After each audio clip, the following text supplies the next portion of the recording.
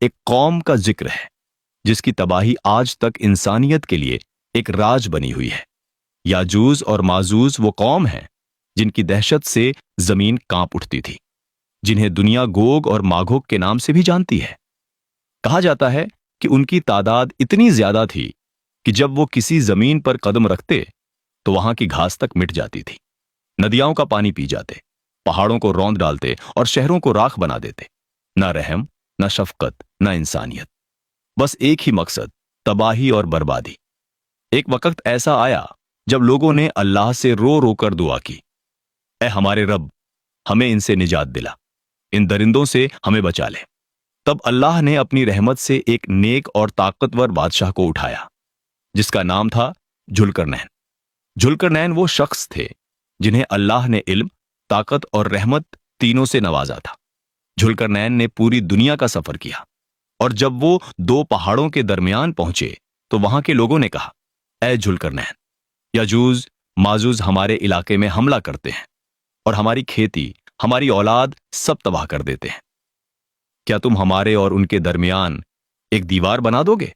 ذوالقرنین نے کہا، اللہ نے مجھے جو طاقت دی ہے میں اس کا استعمال تمہاری حفاظت کے لیے کروں گا۔ انہوں نے پہاڑوں کے درمیان ایسی مضبوط، بھاری اور عظیم دیوار بنائی، اتنی مضبوط کہ یاجوج ماجوج نہ اسے توڑ پائے نہ اس پر چڑھ پائے، اور پھر صدیاں بیت گئیں۔ وہ دیوار آج بھی کہیں موجود ہے، مگر کوئی نہیں جانتا کہاں ہے۔ کچھ کہتے ہیں کہ وہ کوکج کے پہاڑوں کے درمیان ہے، کچھ کہتے ہیں ترکستان کے پاس ہے، اور کچھ اسے زمین کی گہرائی میں چھپا ہوا مانتے ہیں۔ مگر اتنا طے ہے کہ وہ دن آئے گا جب یہ دیوار ٹوٹ جائے گی، اور جب ٹوٹے گی تو لوگ ڈر سے بھاگیں گے، ہر طرف تباہی اور خون ہوگا۔ پھر حضرت عیسیٰ علیہ السلام آئیں گے اور اپنے ساتھیوں کے ساتھ پہاڑوں پر پناہ لیں گے اور اللہ سے دعا کریں گے۔